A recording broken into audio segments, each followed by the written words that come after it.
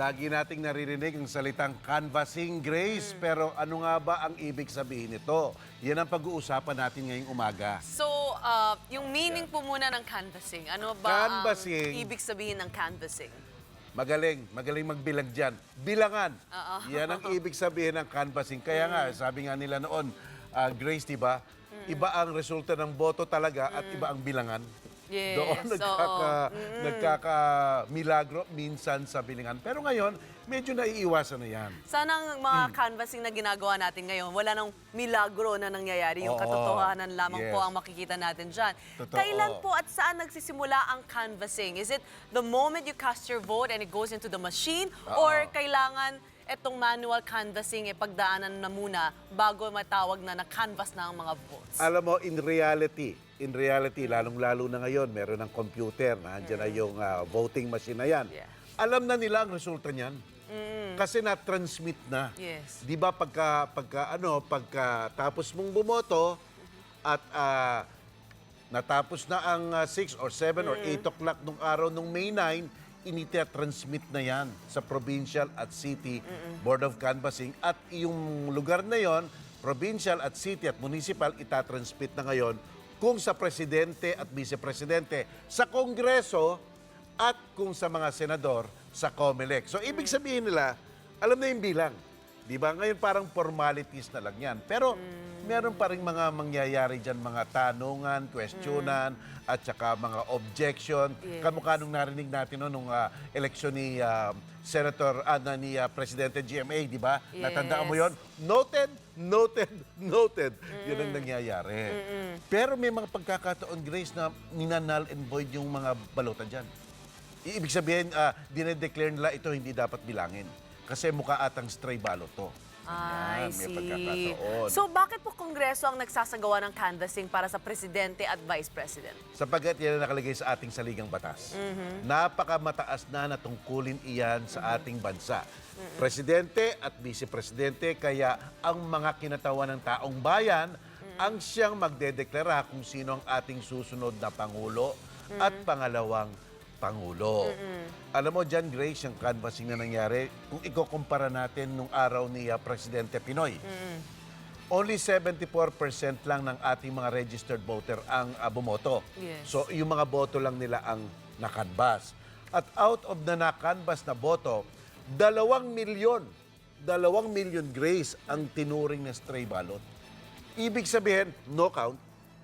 Kaya si Mar Rojas noon, bagamat wala nang tanong doon sa mga bilang ng Pangulo, siya noon parating kine-question niya, teka muna, bilangin natin. Katulad ng nangyayari ngayon sa Vice Presidential race, parang history repeats itself on the other side na naman ng Liberal Party, Totoo na yan. 200,000 lang ang lamang.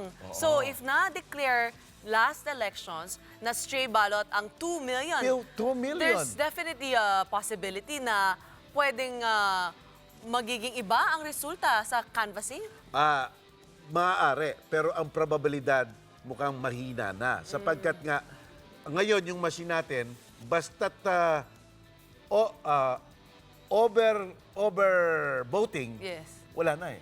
Hindi na mabibilang yun eh. Doon pa lang sa umpisa eh. I see. Medyo na kokorektahan na nila ngayon. I Pero syempre, hindi pa rin natin may iwasan na yung mukhang lumalabas na sa pagbibilang nahuhuli, madaming objection yan. Of course. Alam mo, Grace, nung araw ni Pinoy ng huling presidential canvassing, May 23 nag-umpisa, natapos June 9.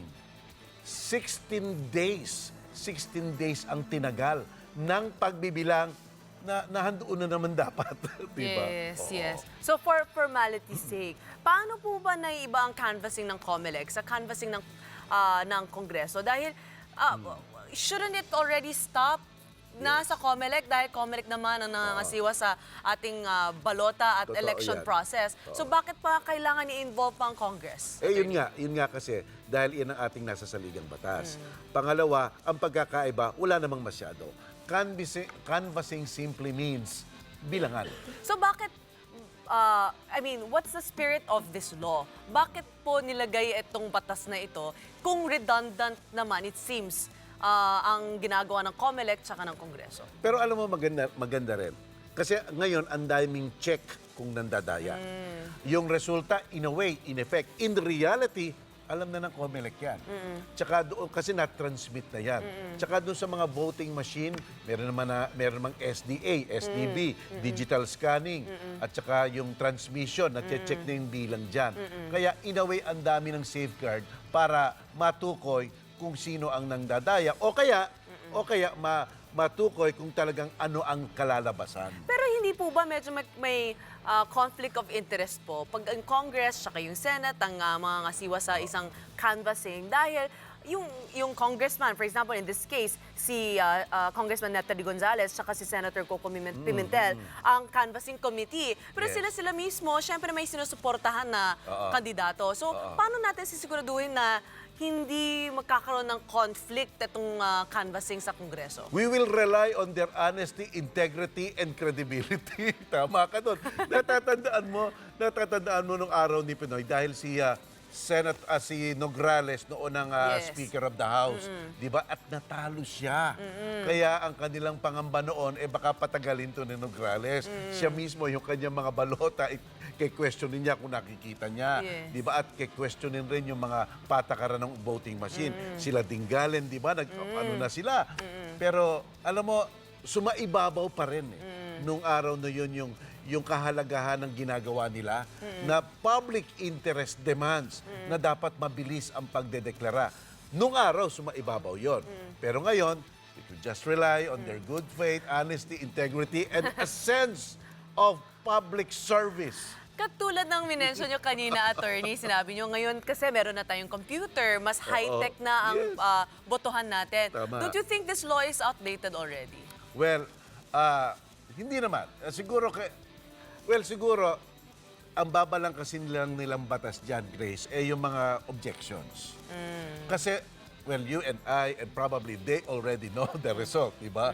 Kaya siguro dapat maibsan na lang, maiwasan na lang yung mga objection na minsan, palang nuisance lang, yung harassment lang, yung pagpapatagal lang. Hindi na dapat abutin ng 16 days yan Dapat konti na lang yan. Last time, inabot ng 16 days.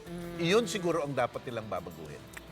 Ayan. Sana magtulungan po tayong lahat Yes, para oo. magsimula ulit ang termino tama. ng bagong Pangulo Correct. at ng mga ibang senador at mga Yes. congressman natin na hindi masyadong nauudlot ng ganitong malicious allegations. Yes, correct.